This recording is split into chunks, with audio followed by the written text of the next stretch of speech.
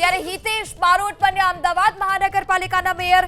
અમદાવાદ થલતેજ બોર્ડથી તેઓ ચૂંટણી જીત્યા છે। ગત ટર્મમાં અમદાવાદ મનપામાં તેઓ સ્ટેન્ડિંગ ચેરમેન પણ રહી ચૂક્યા છે। અમદાવાદ ભાજપના સિનિયર અને પાયાના કાર્યકર્તા છે હિતેશ બારોટ। જમીન સાથે જોડાયેલા રહ્યા છે હિતેશ બારોટ। અમદાવાદ ભાજપના તમામ કાર્યકર્તાઓ સાથે સીધો સંબંધ ધરાવે છે। સ્ટેન્ડિંગ ચેરમેન તરીકેના કાર્યકાળ દરમિયાન તેઓ સતત સક્રિય રહ્યા છે।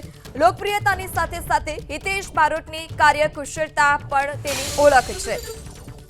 વધુ માહિતી સાથે સંવાદદાતા કુશાંક સોની પણ જોડાઈ ચૂક્યા છે। કુશાંક, હિતેશ બારોટ કે જેઓ અમદાવાદ મહાનગરપાલિકાના મેયર બન્યા છે, શું વધારે વિગત?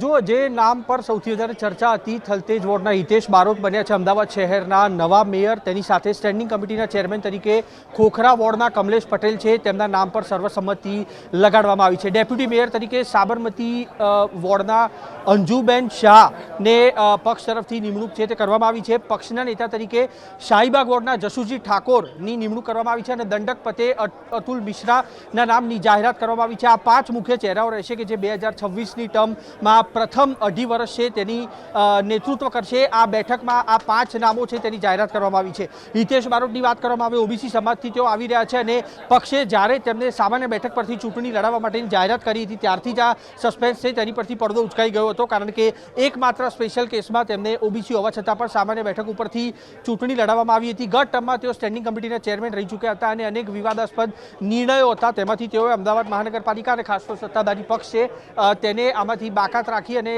શાંતિથી આખા જે મામલા હતા તેમને નિરાકરણ લાવ્યા હતા, જેના કારણે થઈને હિતેશ બારોટ છે તેમનું નામ સૌથી વધુ ટોચ ઉપર હતું। હિતેશ બારોટની વાત કરવામાં આવે તો સંગઠનનો લાંબો અનુભવ ધરાવે છે। થલતેજ વોર્ડમાં તેઓ લોકપ્રિય નેતાની ભૂમિકામાં છે, તેની સાથે પીઢ અને અનુભવી રાજકારણી તેઓ ચોક્કસથી છે। કમલેશ પટેલની વાત કરવામાં આવે, સૌથી મોટું અને મહત્વનું નામ સ્ટેન્ડિંગ કમિટીના ચેરમેન તરીકે ખોખરા વોર્ડમાં, કારણ કે તેઓ અમદાવાદ શહેરના મહામંત્રી તરીકે પણ ફરજ બજાવી ચૂક્યા છે। ખોખરા વોર્ડના સિનિયર કોર્પોરેટરો પૈકીના એક છે અને ખોખરા વોર્ડમાં જ્યારે પણ હાટકેશ્વર બ્રિજની ઘટના બની હોય કે 7th ડે સ્કૂલની ઘટના બની હોય, કોર્પોરેશનમાં હંમેશા તેમનો જે નિર્ણય હતો અને તેમના જે સૂચન હતા તેમના તરફથી અમદાવાદ મહાનગરપાલિકાને નિર્ણયો લેવામાં ભારે આસાની થઈ હતી। અંજુ શાહની વાત કરવામાં આવે, સંપૂર્ણ નવો ચહેરો અમદાવાદ મહાનગરપાલિકાએ ડેપ્યુટી મેયરના નામ તરીકે જાહેર કર્યો છે